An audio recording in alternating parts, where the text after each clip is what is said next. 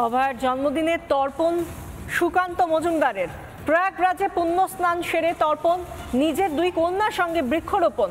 অভয়ার স্মরণে বৃক্ষরোপণ সুকান্ত মজুমদারের। কি বললেন সুকান্ত মজুমদার, শুনুন।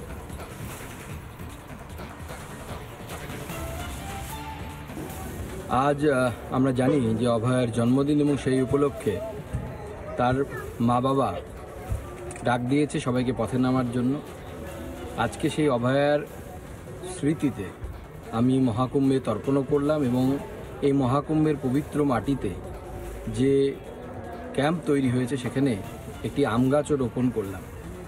আশা করব যে আমাদের এই সকলের প্রয়াস, ঐক্যবদ্ধ প্রচেষ্টা আগামী দিনে যারা বৃহত্তর চক্রান্তে জড়িত ছিল তাদেরকে আইনের সামনে আনবে এবং উপযুক্ত শাস্তি পাবে।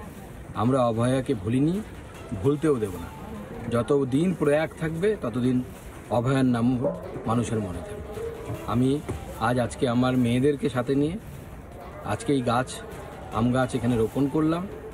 প্রত্যেকটি মেয়ে আমাদের সমাজে, আমাদের বাঙালি সমাজে, বাঙালির ঘরে এক একটি করে সম্পদ এবং এক একটি করে লক্ষ্মী। এই লক্ষ্মীদের রক্ষা করার জন্য সবাই এগিয়ে আসুন। আরজিকর হাসপাতাল থেকে। আরজিকরে আমরা জানি আর কিছুক্ষণের মধ্যেই কর্মসূচিগুলো তো শুরু হয়ে যাবে এবং সেই জায়গা থেকে লোকজনের যাতায়াত কি শুরু হয়েছে, পুলিশ যে মোতায়েন সেটা তো আমাদের দেখালেন, ভাস্কর রয়েছেন, কিন্তু তার পাশাপাশি এই মুহূর্তে মানুষের আনাগোনা কীরকম প্রিয়?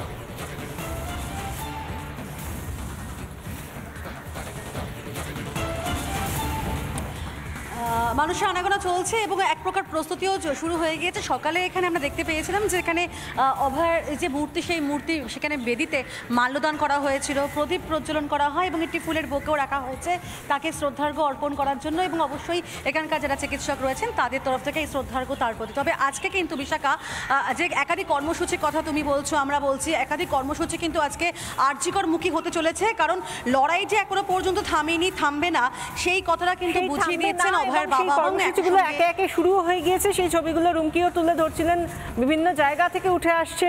তোমাদের প্রত্যেককে ধন্যবাদ। আর অন্যদিকে যে কথা বলছিলাম যে মৌন মিছিল থেকে শুরু করে এর পরবর্তী সময় যে মিছিলগুলোর দিকে আমরা তাকিয়ে রয়েছি দিনভর, সেগুলো শুরু হবে, কিন্তু পানিহাটিতে মৌন মিছিল ইতিমধ্যেই শুরু হয়ে গিয়েছে।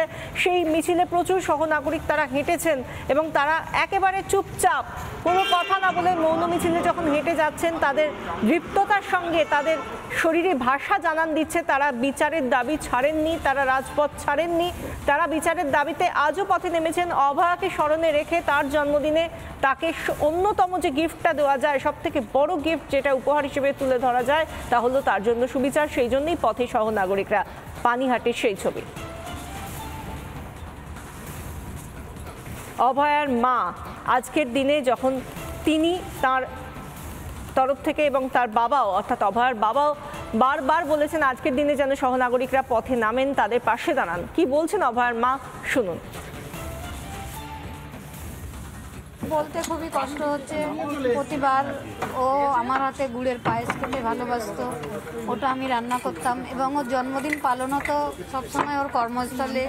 যখন পড়াশোনা করতো তখন MBBS পড়তো তখন কল্যাণী JNM হসপিটালে, তারপর MD চান্স পাওয়ার পরে আরজি করে। সারাদিন ও পেশেন্ট দেখে ওখানে কেক কেটে জন্মদিন পালন হতো। পরে রাতে বা বাড়িতে এসে বাবা একটা কেক এনে রাখতো, আমি একটা জামা এনে রাখতাম। আর কোনো দিন মেয়েকে ফিরে পাবো না, এই জন্মদিন যতদিন আমরা বেঁচে থাকবো পরপর আসতেই থাকবে, কিন্তু ও আর কোনো দিন আমাদের মধ্যে ফিরে আসবে না। এগুলো আমি আর মনে করতে চাই না, ওটা ভেবেই সারা রাত কেটে গেছে আমার। এখন যে অভয়া ক্লিনিক হচ্ছে ওখানে যাচ্ছি, তারপর বিকালে কলেজ স্কোয়ারে যে জনসভা হবে ওখানেও যাব।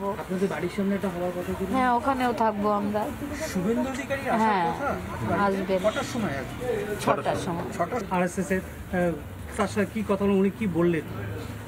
উনি বললেন যে উনি চেষ্টা করবেন যাতে আমরা ন্যায় বিচার পাই। নানা ধরনের কন্টেন্ট দেখার জন্য লাইক করুন, শেয়ার করুন আমাদের ফেসবুক পেজ, সাবস্ক্রাইব করুন আমাদের ইউটিউব চ্যানেল। পাশাপাশি অন্যান্য ব্রেকিং নিউজের জন্য অবশ্যই চোখ রাখুন রিপাবলিক বাংলায়।